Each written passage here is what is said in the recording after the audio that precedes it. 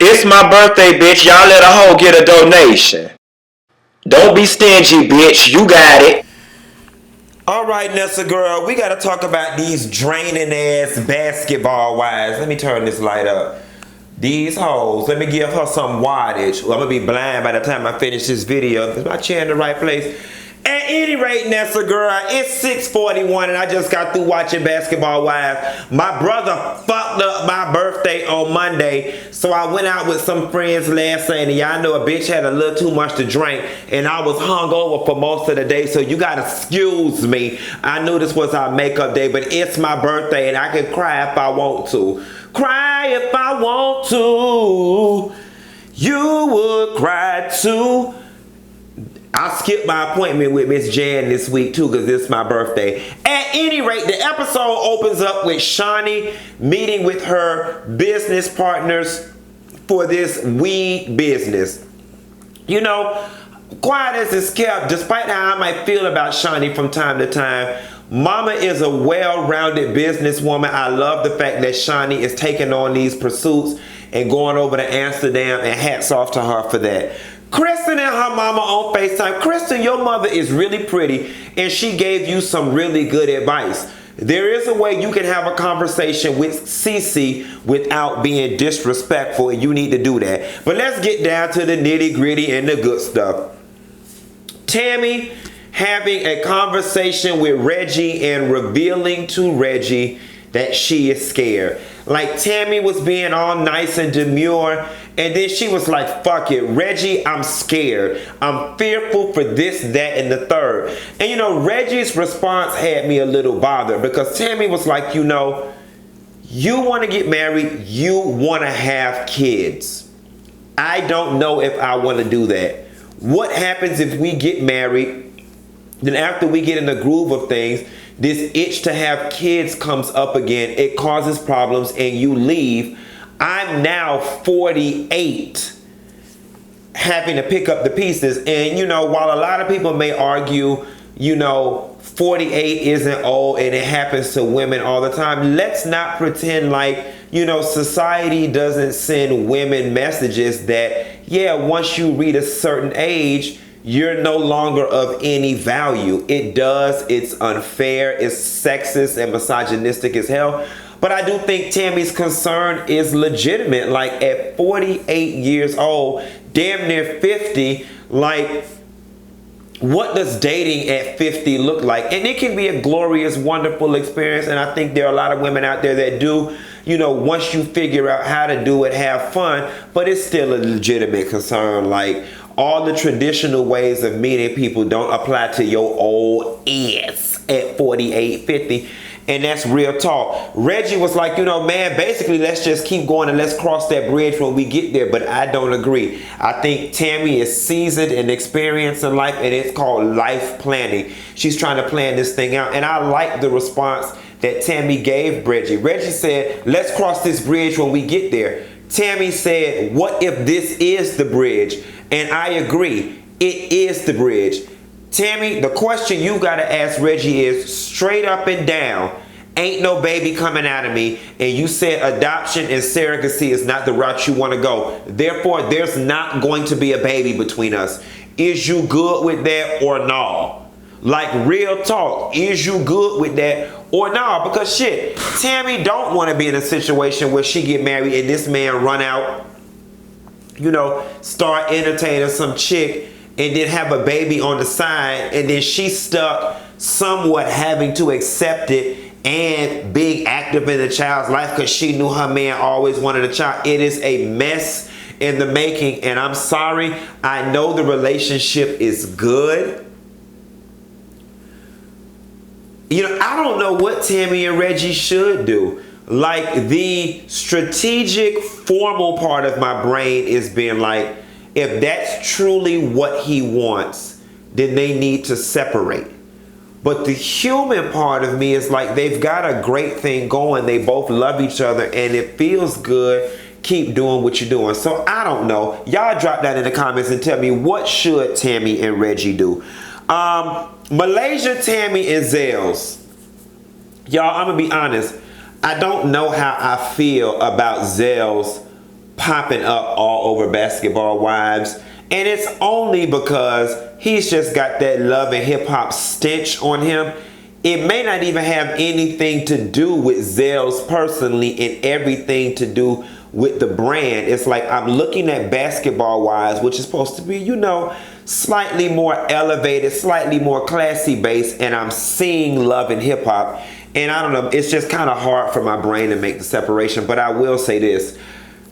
I don't like Zell's coming on the show and just in an unsolicited fashion steady coming for Jennifer. Like, it's just unbecoming. With you being a man and her being a woman, you don't even know that damn lady. And Malaysia is kind of making you look bad because he is your homeboy. And any information he's got about Jen or any exposure he has to Jen, it's through you. And one could make the argument that you using Zell's to do your dirty work. You know what I'm saying? One could make that argument. Now, me personally, I don't believe that's what Malaysia's doing, but it just looks suspect as hell that every time your homeboy film, he riding out on Jen. I think that needs to be checked ASAP. Here's the thing though, Malaysia.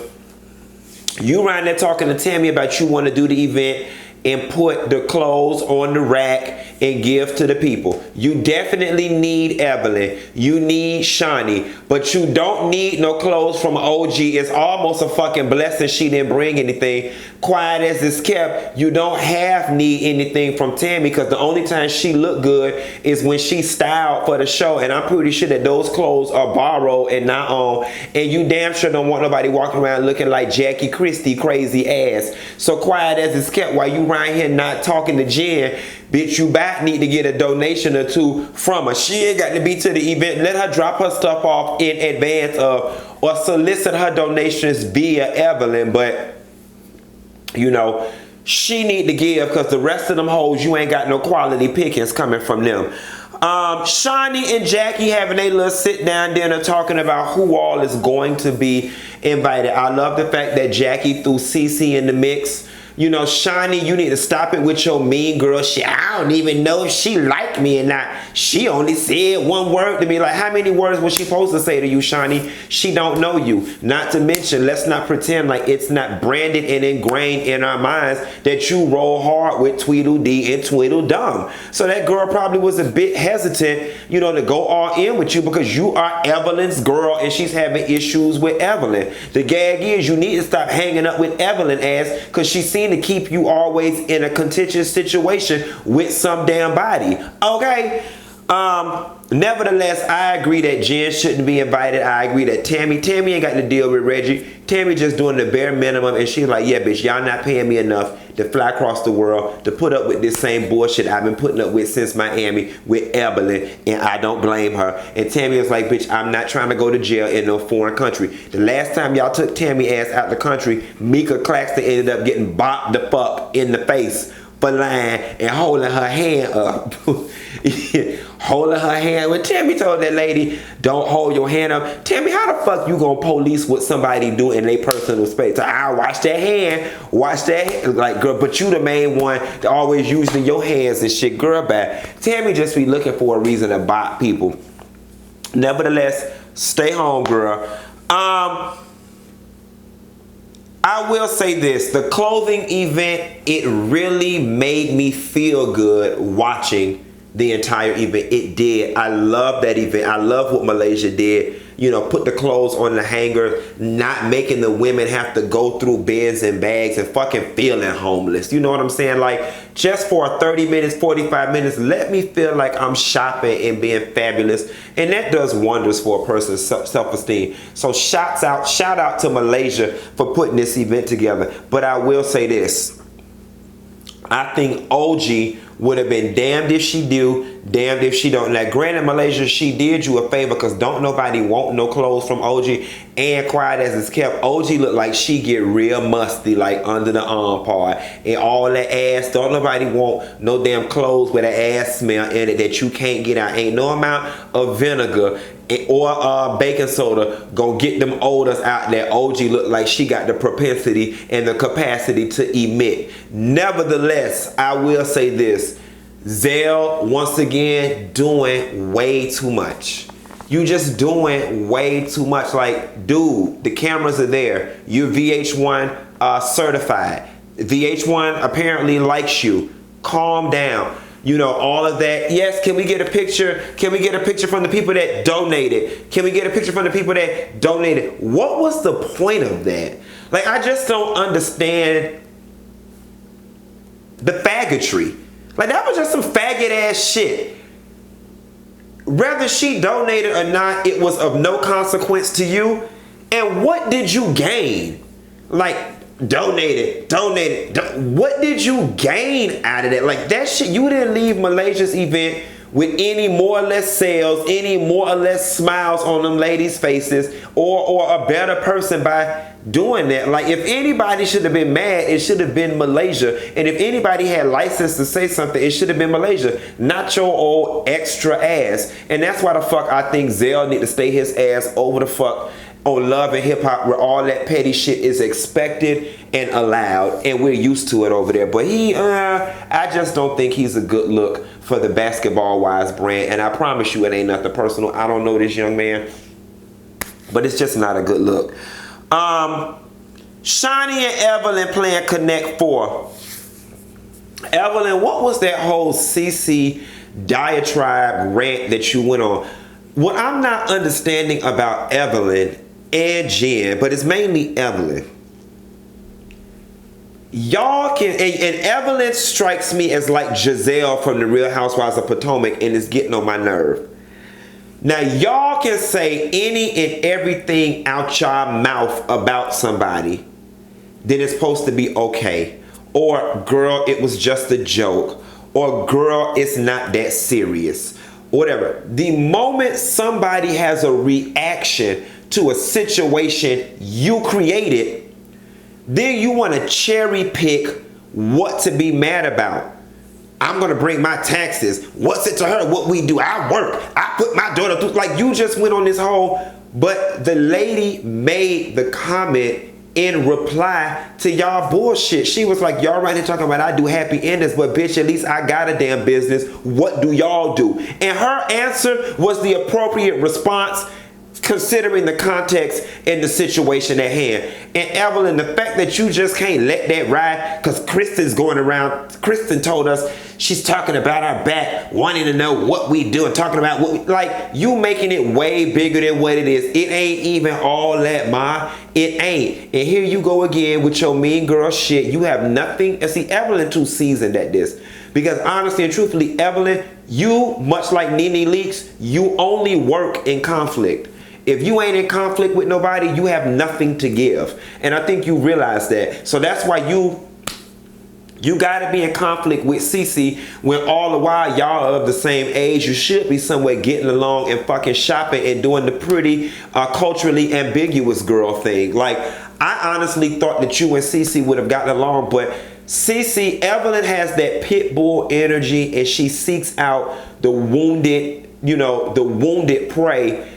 And they harp on that weak energy because CeCe has the weaker energy of all the girls. And it's just typical bully behavior, and it's late, and it's old, and it's stale, and you need to be careful because I'm finna be racist, stereotypical as hell. But that woman is Asian. She might got some goddamn Karate Kid jujitsu in her, and you fuck around and press that lady wrong button, she gonna kick your ass in the damn throat and fuck up your trachea through your spine. Okay, so you might want to calm the fuck down, Evelyn from the block.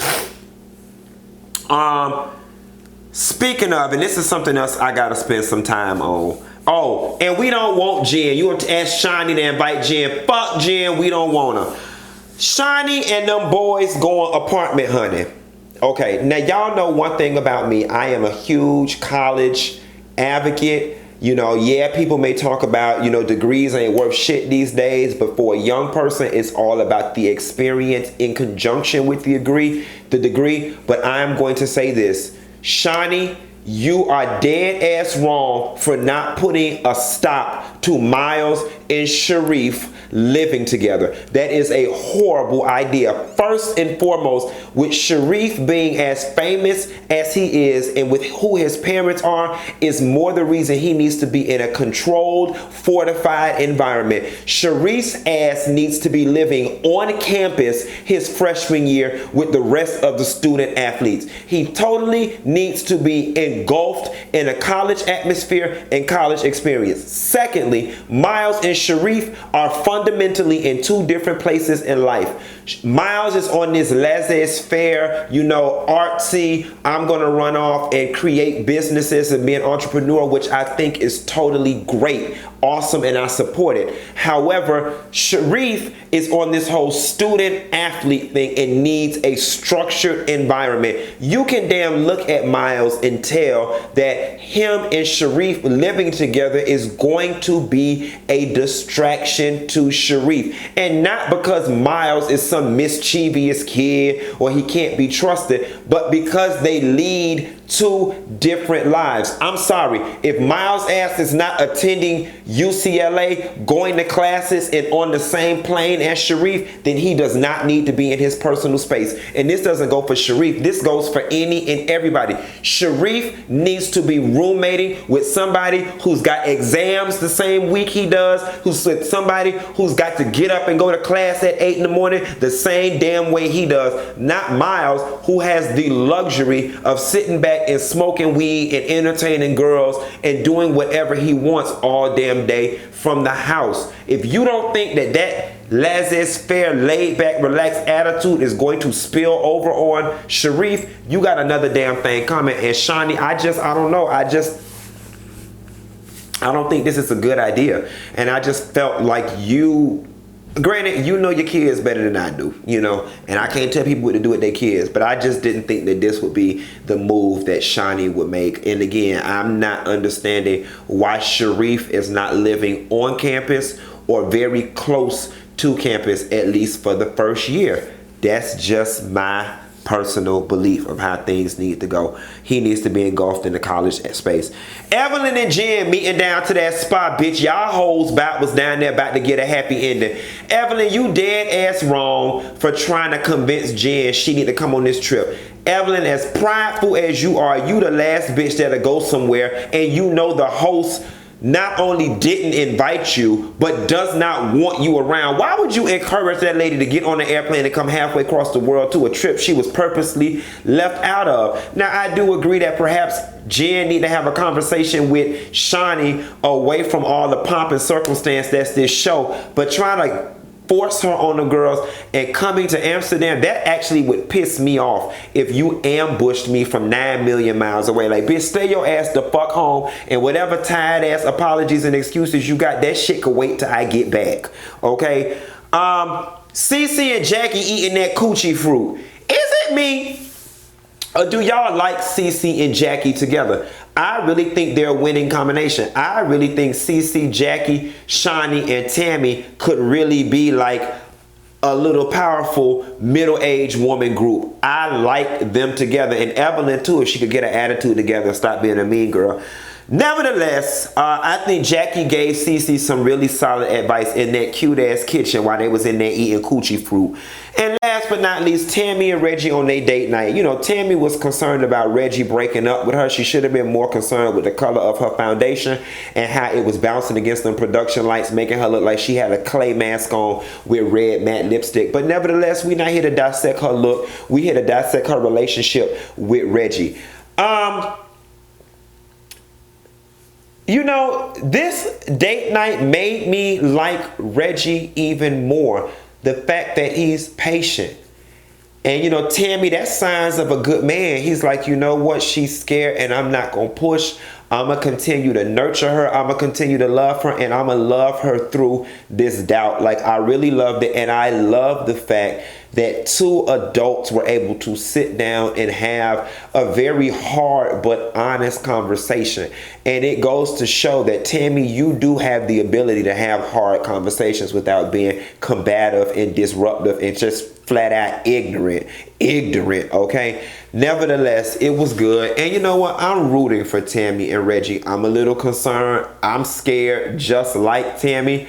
Because, you know, turning off the desire to have kids is just not some shit that happens overnight, especially when you've built sandcastles in the sky of you having an heir. Like, that's just not something that you turn off overnight. But, you know, as long as y'all willing to work through it, I'm willing to support it. Nessa girl, that's some basketball wise. I'm gonna look at Love and Hip Hop later on tonight. I got to leave the house and go run some errands for my fucking little brother. And I'll call y'all later. Y'all be sure to like and subscribe to my channel. Press the little bell notification so you get a notification every time I make a call. And I'll call you later. Bye.